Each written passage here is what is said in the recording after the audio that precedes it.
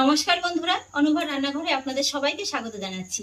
পায়েস বা পরমান্ন রান্না করতে আমরা সকলেই জানি, তবু আমি বাড়িতে কিভাবে খুবই কম সময়ে মাত্র 15 মিনিটে রাজকীয় স্বাদের পায়েস তৈরি করি সেই রেসিপিটাই আপনাদের সঙ্গে শেয়ার করব।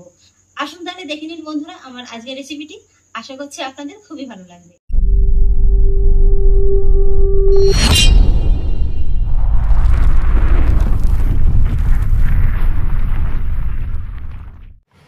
বন্ধুরা, পায়েস বানানোর জন্য শুরুতেই আজকে আমি আপনাদের চালের মাপটা বলে দিচ্ছি। এখানে আমি 100 গ্রামের মতো গোবিন্দভোগ চালটা নিয়েছি। আর এবার আমি চালটাকে জল দিয়ে জাস্ট একবার ধুয়ে নেব। এইভাবে একটু হাতের সাহায্যে আলতো হাতে চালটাকে ভালো করে ধুয়ে নিতে হবে। চালটাকে আমি ধুয়ে জলটাকে খুব ভালো করে ঝরিয়ে নিয়েছি। আর বন্ধুরা, আজকের এই পায়েস রান্নাটার প্রথম সুবিধাটাই হচ্ছে এই যে চালটা কিন্তু ধুয়ে যে 10-15 মিনিট সময় নিয়ে ভিজিয়ে রাখতে হবে তা কিন্তু নয়, শুধু এইভাবে চালটাকে ধুয়ে জলটাকে ঝরিয়ে রাখলেই কিন্তু হয়ে যাবে। আর আমি পায়েসটা খুবই সুস্বাদু বানানোর জন্য দিয়ে দিচ্ছি এই চালের ভিতরে 1 চা চামচের মতো ঘি।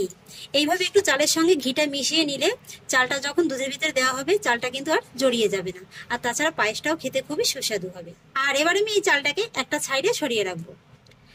আর এবার দেখুন, আমি পায়েস রান্না করার জন্য এখানে নিয়েছি 1.5 কিলোর মতো তরল দুধ। তবে হ্যাঁ, পায়েসটা রান্না করার আগেই আমি আপনাদের বলে দিচ্ছি, এখানে কিন্তু আমি একটা বাটিতে 500 গ্রামের মতো দুধ আগে তুলে রেখেছি, আর 1 কিলোর মতো দুধ কড়াইতে রেখে দিয়েছি। আর এই দুধটাকে কিন্তু আমি একবার বলক তুলে জাল করে নিয়েছি। আর এবার দেখুন, দুধটাকে কিন্তু আমি গ্যাসে পরে বসিয়ে দিয়েছি। আর এবার অপেক্ষা করব দুধটা একটু হালকা গরম হওয়ার জন্য। দুধটা হালকা গরম হয়ে গেছে। এইভাবে একটা আঙুল চুবিয়ে দেখবেন, যদি আঙুলে গরম তাপটা সহ্য হয় তাহলে বুঝবেন যে দুধটা হালকা গরম হয়ে গেছে। আর এবার আমি এই উষ্ণ গরম দুধের ভিতরে দিয়ে দেবো 6 টেবিল চামচ গুঁড়ো দুধ।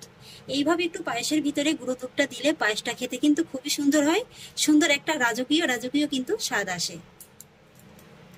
এবার মিডিয়াম লো ফ্লেমে এই গুঁড়ো দুধটা উষ্ণ গরম দুধের সঙ্গে ভালো করে মিশিয়ে দেবো। গুঁড়ো দুধটা আমি খুব ভালো করে মিশিয়ে দিয়েছি। আর এবার আমি দুধের ভিতরে দিয়ে দেবো 2টো তেজপাতা আর 3টি ছোট এলাচ। এই তেজপাতা আর এলাচটা দিলাম শুধু সুন্দর একটা ফ্লেভারের জন্য। আর সেই সঙ্গে দিয়ে দেবো 250 গ্রাম সাদা বাতাসা। আপনারা এখানে বাতাসার পরিবর্তে চিনি কিংবা মিশ্রি দিয়েও কিন্তু করতে পারেন। বাতাসাটা খুব সুন্দরভাবে গলে গিয়েছে, আর দুধেও দেখুন খুব সুন্দর কিন্তু ফুট উঠতে শুরু করে দিয়েছে। আর বাতাসাটা দেওয়ার কারণে দুধটা কিন্তু হালকা পাতলা হয়ে গেছে, যার কারণে দুধটা কিন্তু আরেকটু সময় নিয়ে জাল করতে হবে। তবে জাল করার জন্য আমি এবার এই দুধের কড়াইটা গ্যাসের অন্য বার্নারে ট্রান্সফার করে দেব।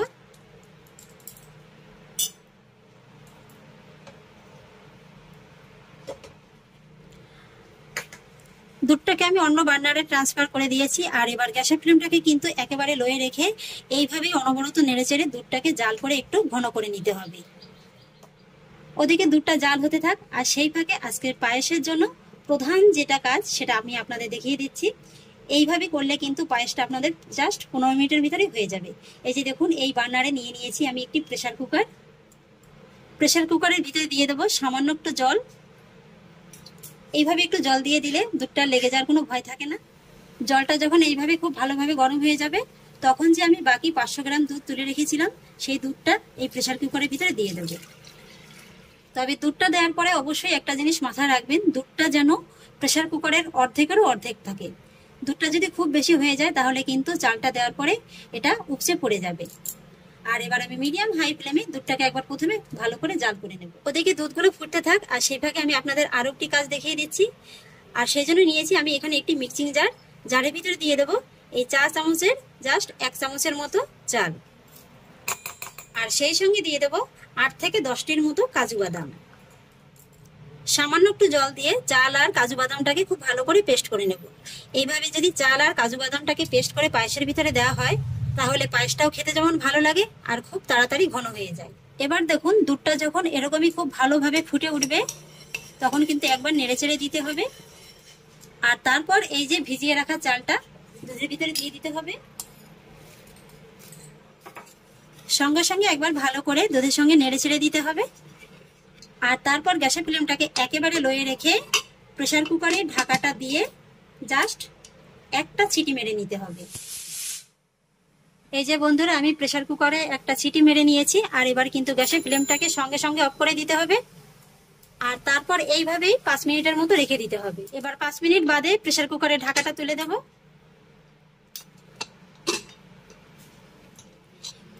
এই যে দেখুন বন্ধুরা, চালটা খুব সুন্দরভাবে একেবারে সুসেদ্ধ হয়ে গেছে। এই যে দেখুন, হাতে চাপ দিলেই আপনারা বুঝতে পারবেন যে খুব সুন্দরভাবে গলে যাচ্ছে, অথচ ভিতরে হালকা একটু শক্ত ভাব আছে। চালটাকে কিন্তু ঠিক এরকম করেই সেদ্ধ করে নিতে হবে। আর এবার আমি দুধের কড়াইটাকে আবারও এই বড় বার্নারে ট্রান্সফার করে নিয়েছি। আর এত সময় ধরে জাল করে নেওয়ার কারণে কিন্তু দুধটা দেখুন অনেকটা ঘন হয়ে কমে গেছে। আর বন্ধুরা, এই যে দুধ জাল করা আর চালটা ফুটিয়ে নেওয়া, এই টোটাল কাজটা করতে আমার সময় লেগেছে মাত্র 10 মিনিট। এবার গ্যাসের ফ্লেমটা কিন্তু একই রকম লোয়ে রেখে এই যে সেদ্ধ করে নেওয়া চালটা এই ফুটন্ত দুধের ভিতরে দিয়ে দেব। দুধের সঙ্গে চালটাকে ভালো করে একবার মিশিয়ে দেব। এটা দেখুন বন্ধুরা, চালটা দেওয়ার পরে কিন্তু অনেকটা ঘন হয়ে গেছে, তবে এখনো একটু পাতলা আছে। আর ঠিক এই পর্যায়ে আমি এর ভিতরে দিয়ে দেব আমি যে কাজু বাদাম আর গোবিন্দভোগ চালটা পেস্ট করে রেখেছিলাম সেই চালটা। সঙ্গে সঙ্গে একবার নেড়েচেড়ে মিশিয়ে দেব। আর তারপর গ্যাসের ফ্লেমটাকে মিডিয়াম হাইতে রেখে এই পায়েসটাকে আমি আরো 3 থেকে 4 মিনিটের মতো ফুটিয়ে নেব। তবে তার আগে আমি এর ভিতরে দিয়ে দেব খুবই সামান্য একটু লবণ। তবে আপনারা যদি যে কোনো মিষ্টি জাতীয় খাবারে লবণটা অপছন্দ করেন, এখানে লবণটাকে স্কিপ করে যেতে পারেন। আর সেই সঙ্গে দিয়ে দেব 10-12টির মতো কাজু বাদাম। এবার সবকিছু একবার ভালো করে মিশিয়ে পায়েসটাকে ফুটিয়ে নেব। এবার আমি আপনাদের 3 থেকে 4 মিনিট বাদে দেখিয়ে দিচ্ছি। এই যে দেখুন বন্ধুরা, পায়েসটাতে খুব সুন্দর কিন্তু ঘন একটা ফোট উঠতে শুরু করে দিয়েছে। আর পায়েসটাও কিন্তু অনেকটা ঘন হয়ে গেছে। এর থেকে আর বেশি ঘন করে নেওয়ার প্রয়োজন নেই। এবার গ্যাসের ফ্লেমটাকে অফ করে দিতে হবে। আর তারপর সবশেষে আমি এর ভিতরে অ্যাড করব এই 15-16টার মতো কিশমিশ, কিছুটা আমন্ড বাদাম কুচি। এগুলো কিন্তু সম্পূর্ণই অপশনাল, হাতের কাছে না থাকলে না দিলেও চলবে, তবে দিলে খেতে ভালো লাগে এই যা। আর দিয়ে দেবো কিছুটা পেস্তা বাদাম কুচি। ব্যাস, তারপরে এইভাবে একটু ঢাকা চাপা দিয়ে রেখে দিতে হবে পায়েসটাকে হালকা একটু ঠান্ডা করে নেওয়ার জন্য। পায়েসটাকে হালকা একটু ঠান্ডা করে এবার আমি আপনাদের দেখিয়ে দিচ্ছি। এই যে বন্ধুরা, আমার পায়েসটা কিন্তু অলমোস্ট কমপ্লিট। আর এই টোটাল পায়েসটা রান্না করতে আমার সময় লেগেছে মাত্র 15 মিনিট। সবকিছু একবার ভালো করে মিশিয়ে দেবো। আর এটা দেখুন বন্ধুরা, এখন কিন্তু পারফেক্ট ভাবে ঘন হয়ে গেছে। এখনো পুরো ঠান্ডা হয়নি, ঠান্ডা হলে কিন্তু আর একটু বসে যাবে। এবার পায়েসটি আমি একটি সার্ভিং বোলে সার্ভ করে আপনাদের দেখিয়ে দিচ্ছি। এই যে দেখুন বন্ধুরা, পায়েসের টেক্সচারটা।